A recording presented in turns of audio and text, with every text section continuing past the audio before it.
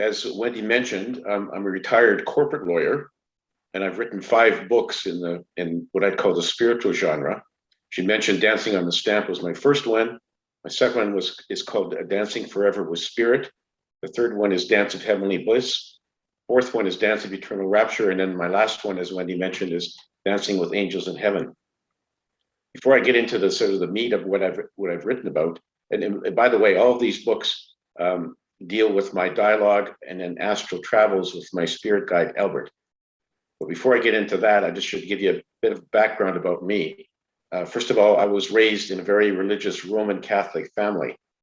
And I did all the things a good Roman Catholic boy would do, like be an altar boy and all that sort of thing. We went to church seemingly like all the time. We even said the family rosary, and it was a very religious sort of atmosphere.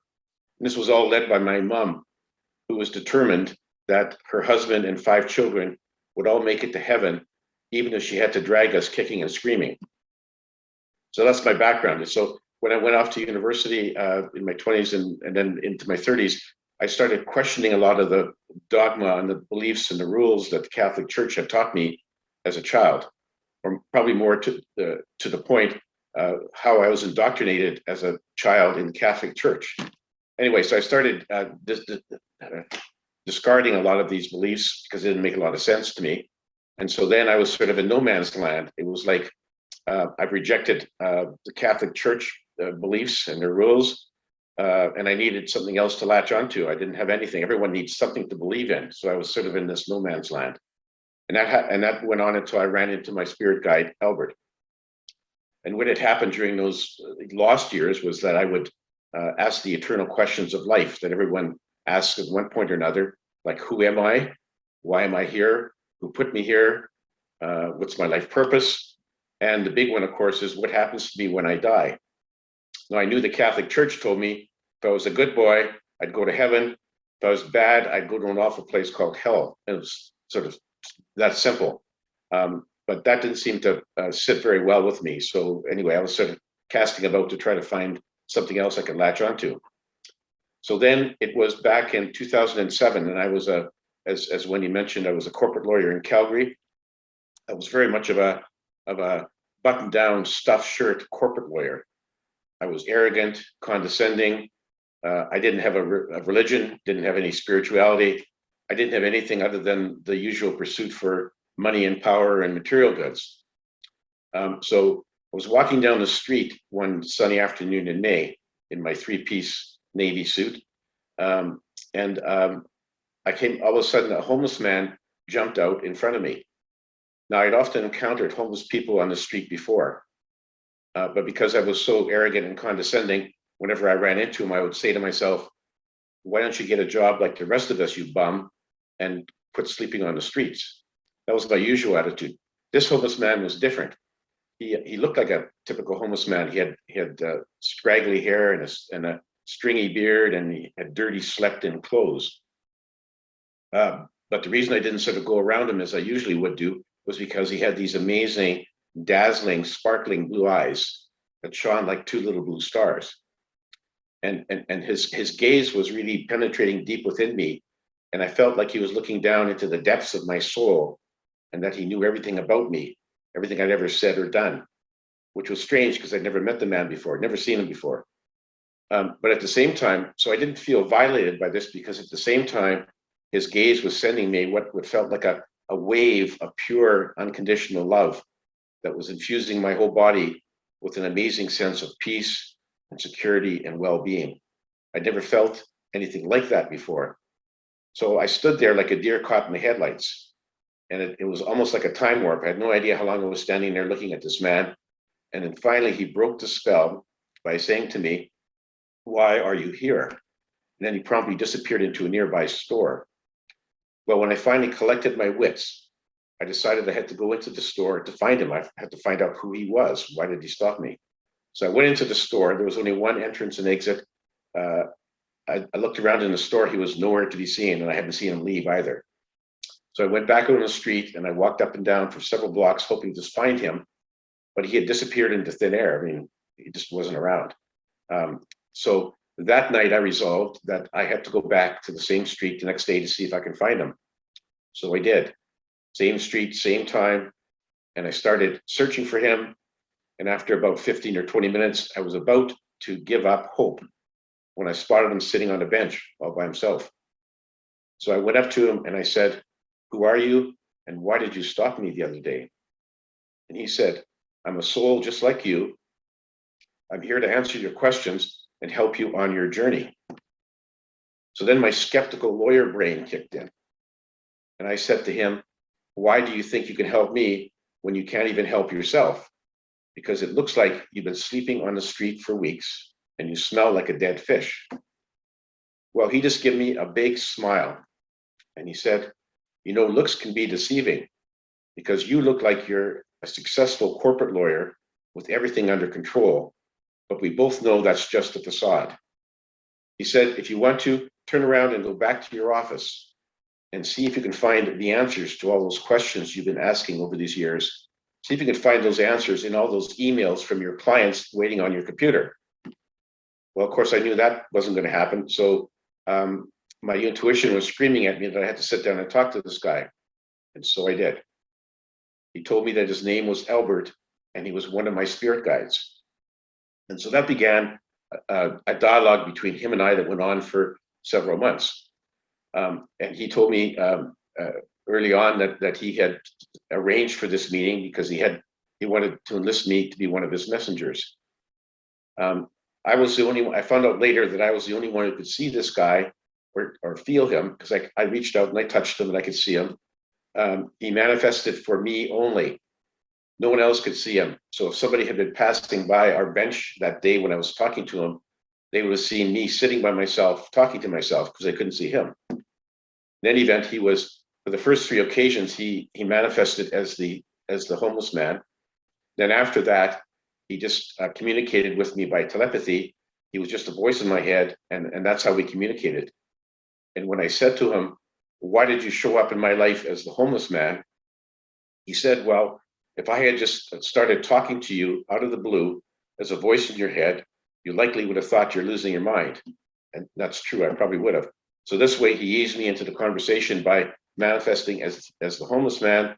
And then I recognized his voice when we just were talking by telepathy. So I was comfortable with that. But in any event, so during the dialogue, he went about answering all the big questions of life. And he did so in a way that really rang true in my heart. It was just, as soon as he started talking, I knew this was the real McCoy. This guy was the real stuff. He was telling me the truth. And it just made so much sense to me. But then partway through the initial conversation, he said to me, "I'm not here just to satisfy your curiosity and answer your questions. I want you to write a book about what I've revealed to you so that everyone else will have access to it." Well, this set me back on my bum because I'd never even dreamed of writing a book before. And I thought, "You got to be kidding. I don't know how to write a book. What do why me?" He says, "No, you're one of my messengers and we'll get to that eventually, but sooner or later you will figure it out." And of course, he was right, because spirit always wins. You can't fight against spirit because they're going to win eventually. And anyway, he was gently persuasive, and after several months of conversation, he convinced me that I should write a manuscript, and that was for my first book, Dancing on a Stem.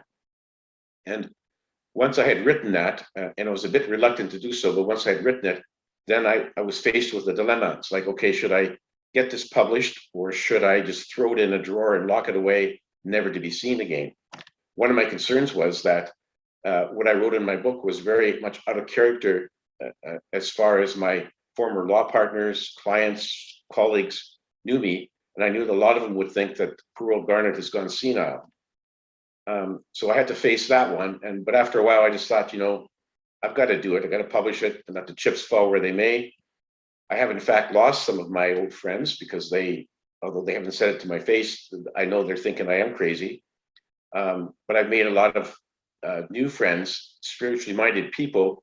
And so overall, the transformation has just been amazingly positive for me. And, I went from being a type A, high stress corporate lawyer. And after I met Albert, now I have less stress in my life. I look at the world differently, I look at people differently. And so it's been an amazing transformation for me. So what did Albert tell me? Well, in the dialogue, what he told me was basically how the cycle of reincarnation works and who we are. Now, this is not going to be news to most of you, but this is what he told me, and it was all news to me. So he said, look, we're all eternal souls. We exist forever. Our true home is on the spirit side, where we are basically beings of pure energy. And on the spirit side, lovely place. There's no negative emotions. There's no crime, no pain, suffering. There's nothing but unconditional love. And that's where we came from. So the question is, so then why did I come here? Well, it's for me and for everyone else who's here, we chose to come here. And the reason we chose to come was because we needed to explore things on the denser planes, which good old planet Earth is. And he said, no, you can learn things on the spirit side, and you can watch what's going on with those humans scrambling around on planet Earth. But that's sort of like book learning, and you don't really get the full appreciation for what is happening until you incarnate into a physical form on the planet and experience all the things that we have to experience all the time. And the purpose of this is for us to face challenges and learn lessons so we can grow and evolve as souls and acquire more wisdom. So we're here because we chose to come. Everyone did. And before we came, we each prepared a life plan or a life contract, whatever some people refer to it as.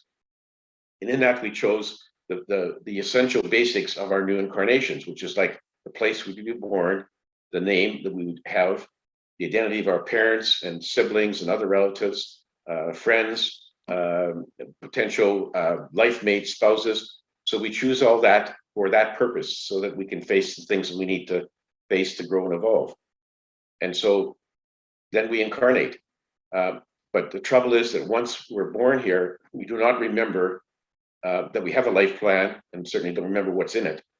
And we have free will to act and make decisions. And so we will very often stray off the path that we had intended for ourselves. And Albert says that's not a problem. Everyone goes off the path. You always have lots of opportunity to get back on your path. And even if you finish your life having checked none of the boxes off that you wanted to experience, it doesn't matter, because you can go back to the spirit side after your physical body dies. You can then come back again and try to check off those boxes in another life. And you can go back as often as you want. And there's never any danger of not getting back to the spirit side. No matter what you do in a life on earth, you will always end up back on the spirit side. Now, some of the things that really flew in the face, they told me flew in the face of what Christian holy men have been preaching for centuries. He says, obviously, God or the source didn't put you here. You chose to come here yourself. And the source does not make rules for us to follow. Despite what all the religions tell us, that here's the rules that came from God and you better follow those or you'll be punished. He says, no, source doesn't make rules. Those are all man-made rules, okay? And the source does not control or manipulate events.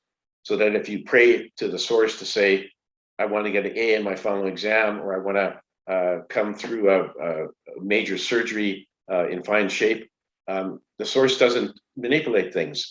So, you know, it's the source is sort of like a bystander watching what's going on and enjoying vicariously what's happening with all the people, all of its creatures, all of its spirits. And so then it follows that the source doesn't make rules. When you die, there's no judgment and no punishment. So hell doesn't exist. Purgatory doesn't exist. Everyone goes back to the spirit side when their physical bodies die, where they can regroup and decide if they want to incarnate again. And so, and then the other thing, of course, is that as soon as we get back to the spirit side, and when we're ready, we all go through a life review. Life review is basically, as it indicates, a review of everything that happened in your past life, the one you just finished. And you can look at this like you're watching a 3D movie. You can watch all this, you can fast forward, you can go slow, you can jump around, do whatever you want.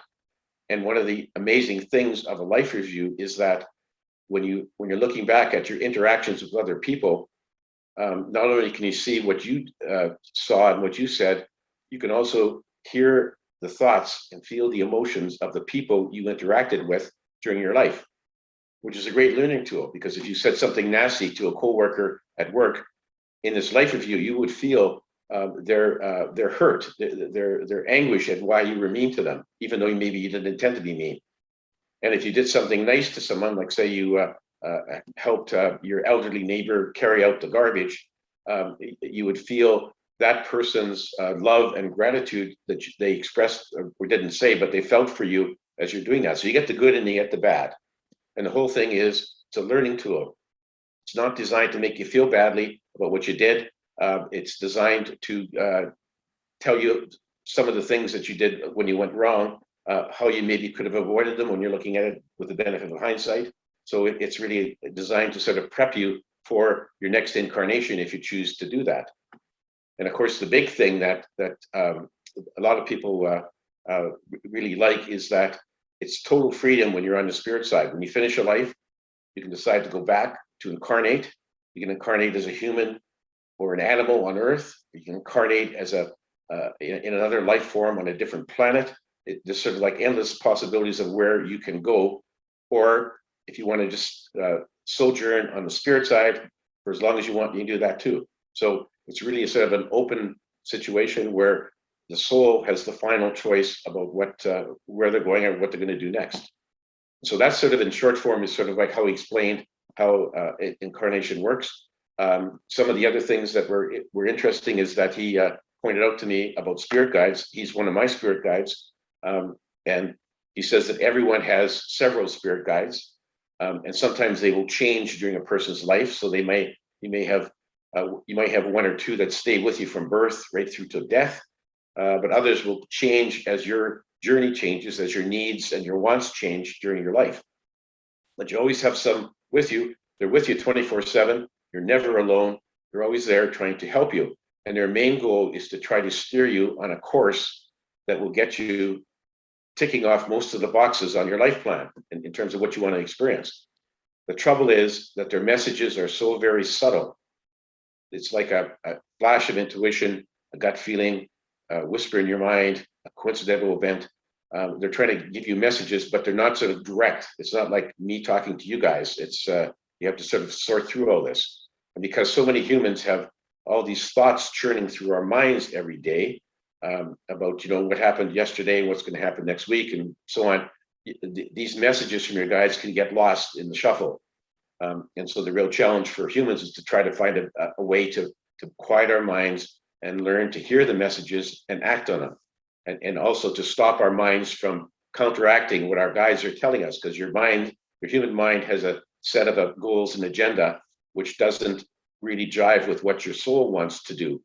So there's always this little conflict. Your mind will be constantly telling you, don't pay attention to that. I know better than your soul does. So there's always this constant tug of war going on.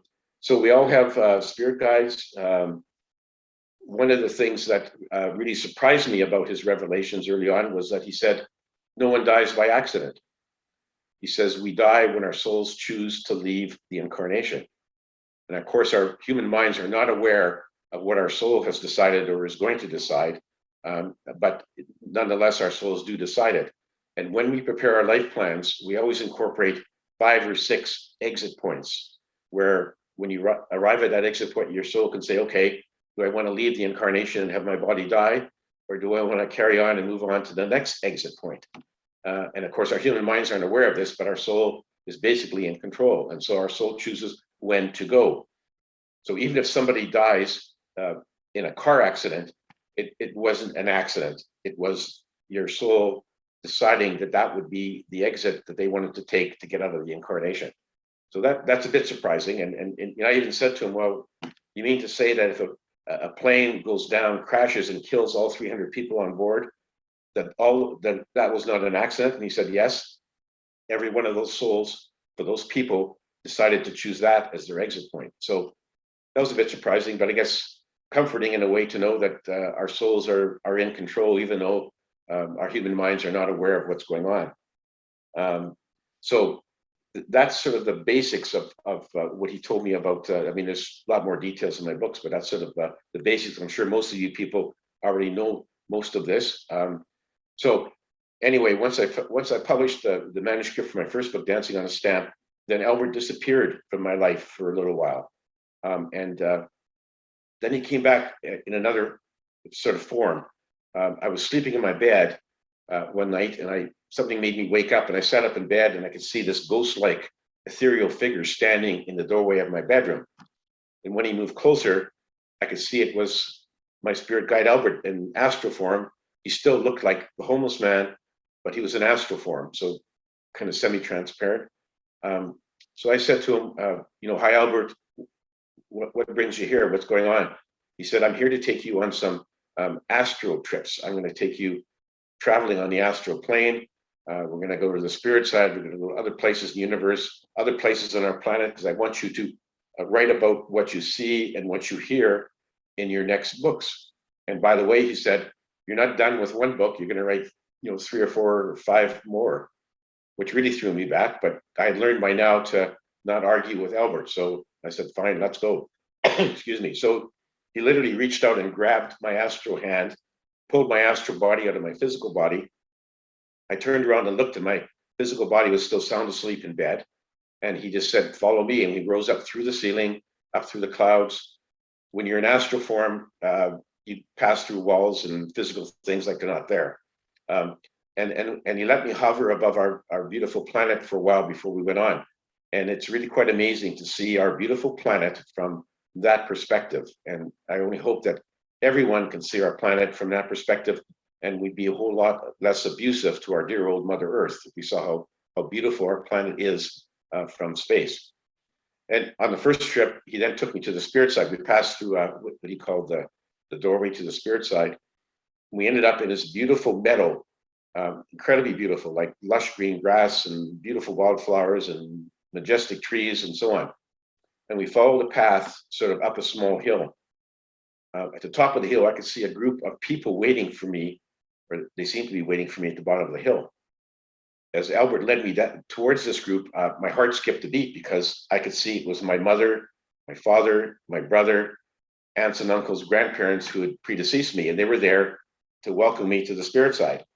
Albert says this would be a preview of what I would experience in terms of my welcoming party when my physical body actually did die. So he was giving me a brief glimpse. And so I was quite happy to see them, except I had one misgiving. And my mother was there, and I thought she's probably not going to be happy with what I wrote about the Catholic Church in my first book, because I was not easy on them. I dumped on them. And she was very religious, very strong Roman Catholic. So I thought she's not going to like what I said. So, but she allayed my fears. She said, from here, I see things from a different perspective. She said, if I was still living on Earth, I'd be very upset at you about what you wrote. But from here, things are different. And so everything was fine. And so we just got warm hugs all around. Even my little pet dog, who had passed away a few years before, Oscar, a miniature schnauzer, he was there and came running out to greet me as well. And so that was a very nice sort of feeling. It's just a confirmation to me about what Albert had said, that everyone who dies on Earth, they go to the spirit side when their physical bodies die. So there it was. They're all there in front of me. And then he led me into a beautiful white city he called Aglaya. All the buildings were white, sparkling white, just sparkling in the light, even though there was no sun. The light just seemed to come from everywhere. And we walked down the main boulevard, and he led me into a building that he called the Hall of Wisdom. And inside there was a group of older souls sitting around a horseshoe-shaped table. And he said, these are the Council of Wise Ones. And they all had snow white hair and smooth, unblemished skin. And he said, this council is in charge of all the incarnations on planet Earth. And so they look after advising people. When somebody's preparing a life plan, they will review the life plan, or one of them will, and they'll say, yeah, that's appropriate for you, or no, it's not. What they don't want is somebody to take on too many challenges in an incarnation, because then that'll just be frustrating for them, and they may end up not learning anything or committing suicide or whatever. By the same token, they don't want people to pick out a very easy and cushy life, because they probably won't learn much from there either. So they sort of advise people on whether your life plan is appropriate or not, but the ultimate decision, final decision, is up to each soul. So you can ignore what they tell you if you want to. They had a message for me. They said, humanity on Earth is at a very crucial crossroads. They said that we have a very advanced technology, but our emotional and spiritual intelligence has not kept pace. And that's why we have so many conflicts, crime, wars, genocide, terrorist attacks on our planet, because there's so many people on our planet, so many humans, that let their negative emotions like fear, anger, hate, and greed get out of control. And that's what leads to all this violence. And the council said to me, you should tell your fellow humans that we really need to stop this. We need to fully embrace love, compassion, forgiveness, and stifle our negative emotions so that we don't end up destroying all life on our planet. Because we have weapons of mass destruction, nuclear, biological, chemical, that we could blot out all life on our planet, and they don't want that to happen. Things like that did happen in Earth's past. There's been other civilizations that rose up to great heights and then crashed and burned, like Atlantis, Lemuria, and there's a few others that we're not even aware of. So they really wanted to make sure that humans understood what we need to do to make progress on the spiritual path, and not end up destroying, our poor old, Mother Earth and all the animals and all the humans and everything else there. So it was a message that and I tried to convey in my books the message from them. I got to chat in one of my trips. Albert took me to a cavern underneath the North Pole of our planet.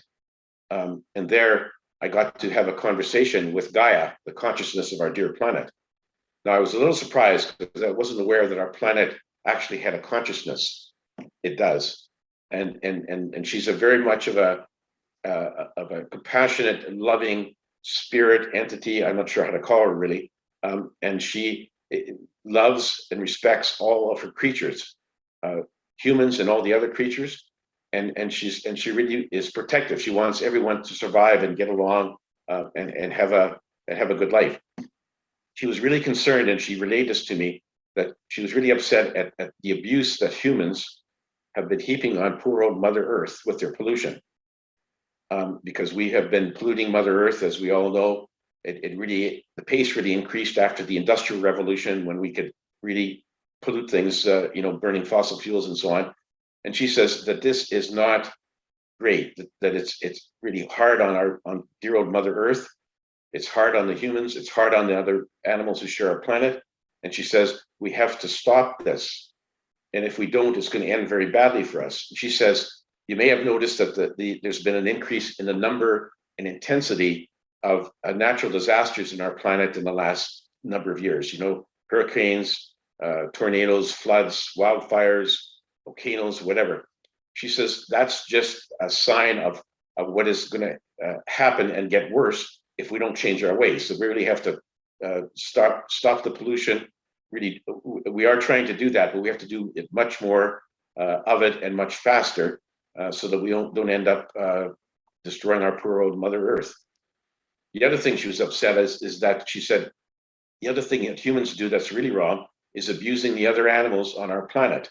And we do abuse them. I mean, we, sport hunting and trapping, dolphins and whales, and, hunting and fishing and all that sort of thing. She says, all the other creatures on our planet have their own place in the universe.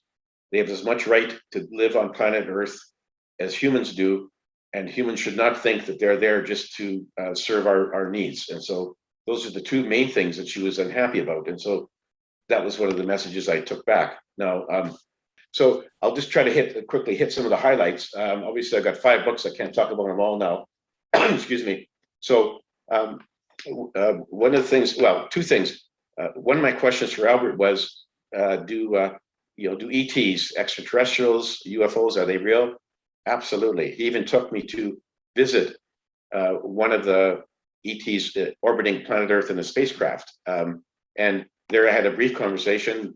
They basically said, look, they're one of several civilizations, very advanced, that are from our galaxy, that have been observing planet Earth for eons. They've been around for a long time. They're benevolent. They do not intend to harm us. They want to help us. And so they've been watching and trying to help us in subtle ways. So they are real, not just one civilization, but many. And the end message was, at some point, when they feel that humans are ready, they will make open and direct contact with everyone, but they don't think we're there yet. So we'll just have to wait, hurry up and wait to see when they make open and direct contact. So then I asked Albert, are humans only on planet Earth, or are there human civilizations on other planets? And he said, yes. He said, there are several. He took me to a couple. I'll just give you a couple of examples of interesting ones. In one case, he took me to a planet which was a matriarchal society. It was ruled entirely by women. And it was a very peaceful, harmonious place. There wasn't any crime or wars or anything else. There were men there, but the men were not allowed to hold any positions of power or authority. The men could just have a good life of, playing sports and doing stuff like that.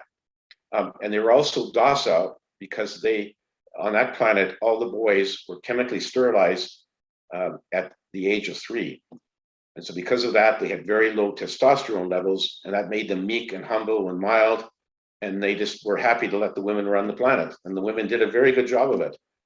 And they did keep a few of their males unsterilized to supply the sperm bank. And then the women would reproduce by getting sperm from the sperm bank. So it was a very nice society. She says that the men didn't seem to be concerned that they didn't have a sex life because they never remembered having one. And so they were just a happy, basically happy eunuchs, and the women ran the place, and it was very, very harmonious kind of a planet to live in. Well, when I left that planet, I said to Albert, has this civilization ever visited our planet Earth? And he said no, because it didn't have the capability of traveling between the stars yet. And I said to Albert, oh, good. I was afraid I'd have to rush back to planet Earth and warn all the men, lest we all ended up singing like the Vienna Boys Choir. In any event, I guess we don't have to worry about that. So then there's another great human civilization I went to, which was sort of, when I left that matriarchal society, I thought, that's one extreme. Planet Earth tends to be on the other extreme, which is mostly patriarchal, although we're getting better at it. It then took me to another human civilization on another planet where everything was very equal. Men and women were equal in all respects. They were very healthy. They had learned, they didn't have any crime or negative emotions because their scientists had learned long ago that what caused negative emotions in humans was a defective gene. And so their genetic engineers over time managed to eradicate this gene from their population. So they didn't have any problem with negative emotions. They had a very happy and peaceful society. And one of the things that I noticed was that they were all very fit and robust. And Albert explained to me that they had developed something that they called a diet pill.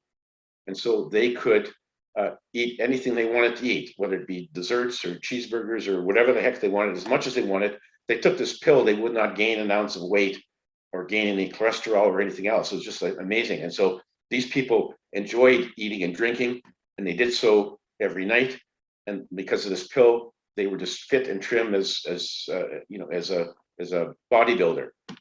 So that was an interesting place to see. And and when I said to one of the residents there, can you give me the secret to this, getting rid of this defective gene? Because we'd sure like to have that in planet Earth. And they said, no, you guys have to figure that out for yourself. We're not going to give that to you.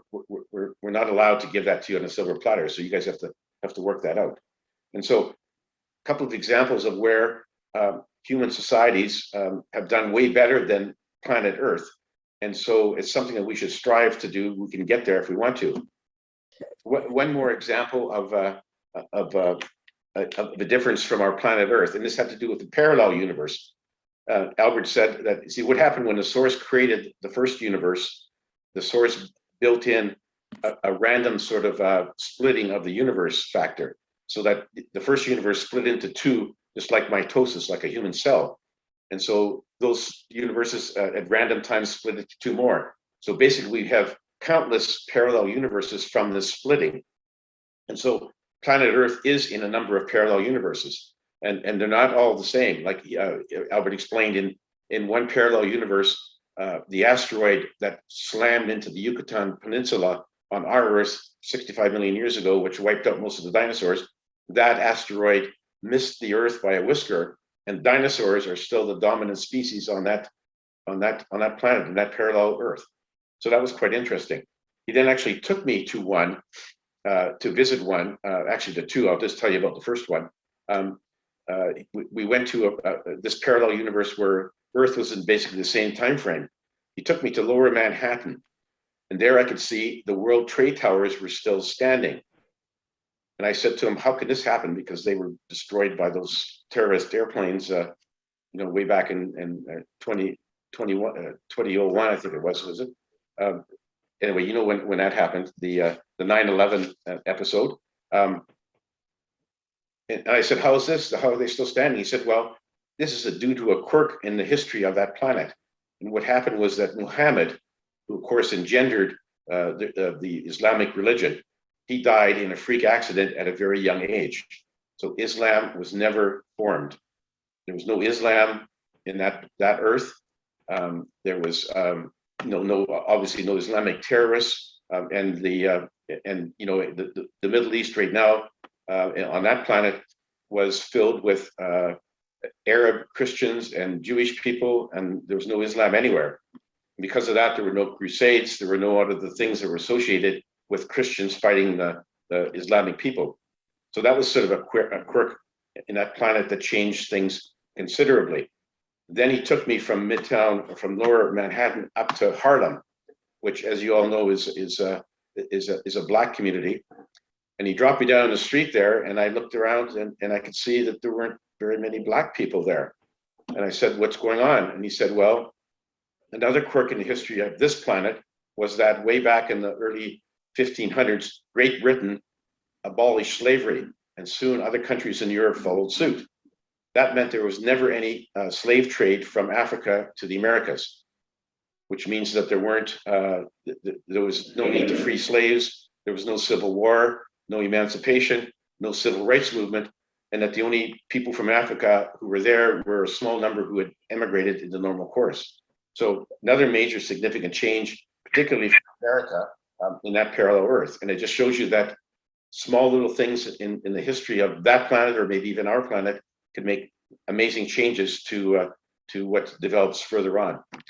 So anyway, I think I'll leave it at that. I'm going too long here. There's a whole bunch of other interesting things in my books, but I think I'll throw it open to questions now, Wendy, if that's okay.